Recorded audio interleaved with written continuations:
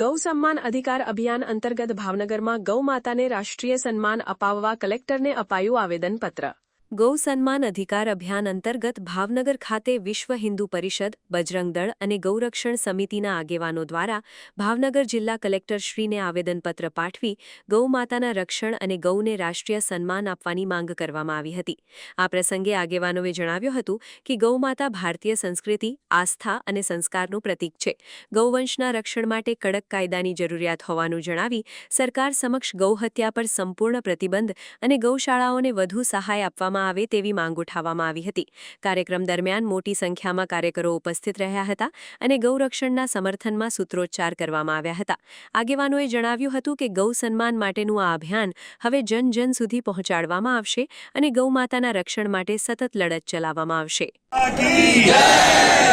आज गुजरात के लगभग 350 तालुका में एक साथ सभी गौभक्तों के द्वारा देश के प्रधानमंत्री, राष्ट्रपति महोदया, गुजरात प्रांत के मुख्यमंत्री और राज्यपाल के नाम से प्रार्थना पत्र दिया गया। संतों के सानिध्य में, गौभक्तों के सानिध्य में विविध संगठन, पंथ, संप्रदाय के सभी संत, महंत एवं गौभक्तों के सानिध्य में यह प्रार्थना पत्र यहाँ पर दिया गया।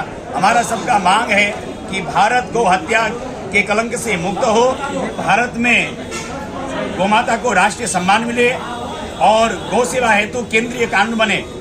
और गुजरात ये सौभाग्यशाली प्रांत है जहाँ पर लाखों लाखों गौवंश की सेवा हो रहा है, फिर भी कत्ल खानों में, बूचड़ खानों में हमारी गाय कट रही है, सड़कों में हमारी गाय दुख पा रही है, कचड़ों में अपना पेट भरने के लिए मजबूर है। इसीलिए सारा गुजरात आज आवाज उठाता है। प्रधानमंत्री जी जो हमारे गुजरात के हैं, गृह मंत्री जी हमारे गुजरात के हैं, हम दोनों से कहते हैं कि हमारी मांग को पूरी करें और जल्दी से जल्दी हमारी गौमाता की सेवा शुरू करें ताकि गौमाता कष्ट न पाए, गौमाता की हत्या न हो। जय गौमाता, जय गौमाता। આજે ભાવનગર ખાતે ગૌ આહ્વાન અભિયાન રેલીનું આયોજન કરવામાં આવ્યું હતું। જસના ચોકથી લઈને કલેક્ટર સુધી કલેક્ટરશ્રીએ જે આવેદનપત્ર આપ્યું સ્વીકારી લીધું છે, રિસીવ કરી દીધું છે અને આ આહ્વાન સમગ્ર ભારતમાં ચાલુ છે। અત્યારે ગુજરાતમાં આજે આપણે આ ભાવનગર ખાતે કર્યું છે અને સમગ્ર 18 વર્ણામાં ભેગા છે સાધુ સંતો, ગૌરક્ષકો અને તમામ સનાતન ધર્મના પ્રેમીઓ સાથે આ જોડાયેલા છે અને આને આપણે રાજમાતાનો વિરુદ્ધ અપાવીને જ રહેશું। જ્યાં સુધી સનાતન હિન્દુ જીવતો છે ત્યાં સુધી ગાય માતાને રાજમાતાનો વિરુદ્ધ અપાવીને રહેશું। ગાય માતા કી જય। गौ हत्या બંધ કરો।